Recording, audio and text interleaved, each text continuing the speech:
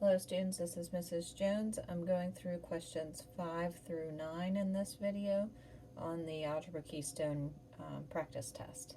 So our first question with number 5 asks us to simplify this, which means that we have to factor these pieces first. My pencil has run out of lead. There you go. So the top part, I'm hoping that you can see that as the difference of squares. M squared squared. 49 is a perfect square. It's 7 times 7, right? So a difference of squares is going to factor into m minus 7 and m plus 7. That's the top part. The bottom part, if you watched the last video, I like to use what's called the tic-tac-toe method. So you put your m squared in the first box, you put your minus 14 here, and you put your 5m on the outside. So you ask yourself, what times what will give you m squared? M times m. What times what will give you negative 14? Negative 7 and a positive 2, right?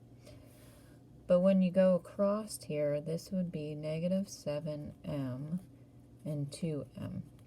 Do these add to get 5? No, they don't. They get negative 5. All that tells me is that my negative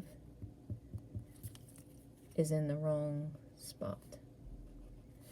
Because now, does it work? Yes, it does.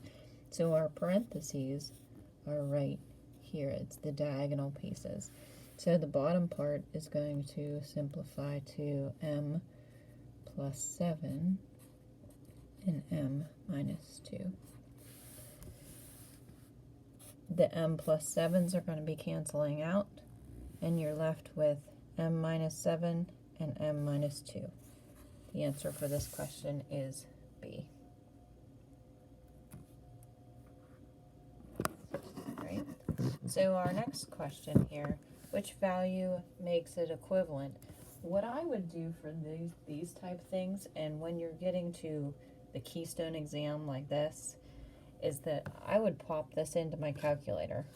I would do 15 square root of 21, and I get this figured out to a decimal, 68.739 if you round it, okay?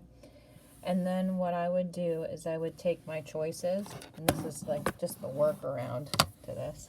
I would take my choices and enter that into my calculator. So I'd go 5, the square root of 7 times 3. Do you guys see what I'm doing? I'm taking this choice and putting it in there for x. That gives me 22.9, so that's not the right answer. I'm going to do it again, but I'm going to put my next one in there.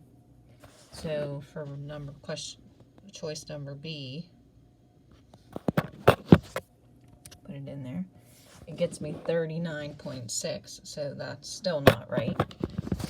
If I put in choice C, which is 27, look, it gives me the same decimal. So there is an algebraic way to do this question, but at this point, it's just the workaround, showing you the workaround. Okay. Number 7, the amount charged for each large pizza is based on the cost of plain pizza plus additional charge for each topping. The following equation models this relationship. What does the number 0.75 represent? So that's talking about this. It's the amount charged for the cost of a plain pizza plus something additional for every topping. So the number of toppings is T, and this is going to be 75 cents is going to be how much they charge per topping. So it's the additional cost for each topping. Question number 8. A carpet cleaning company charges $2 for every square yard of carpet, plus a fee of $42. What is the equation for the charge?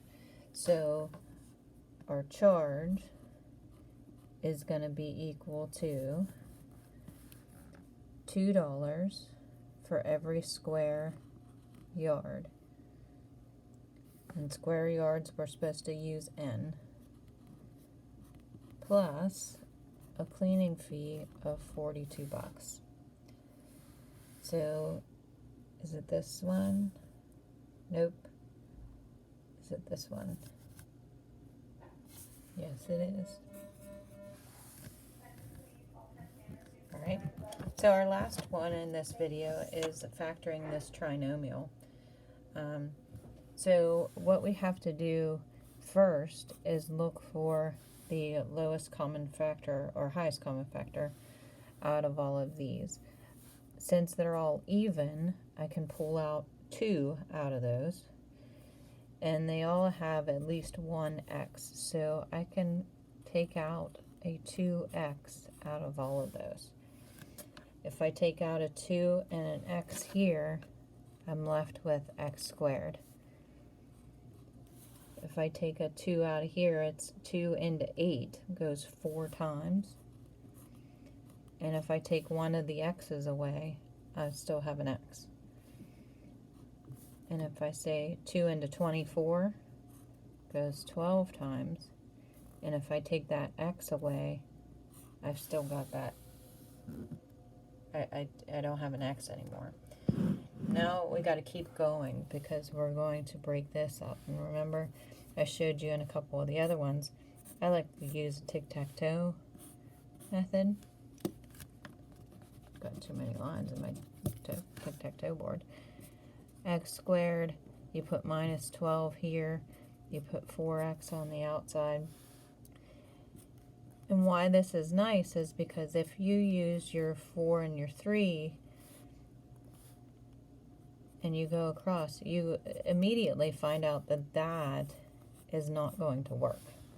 So there's not a whole lot of erasing and extra work and all that stuff to do. You just pick a different factors for 12. So we could use 6 and negative 2. Would 6 times negative 2 be negative 12? Yes. So I got 6x and negative 2.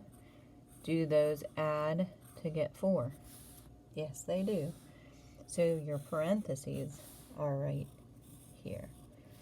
So this would end up being 2x, because that's still out here from the before, x plus 6 and x minus 2. And that's our first choice right here. Okay, that's the end of this video.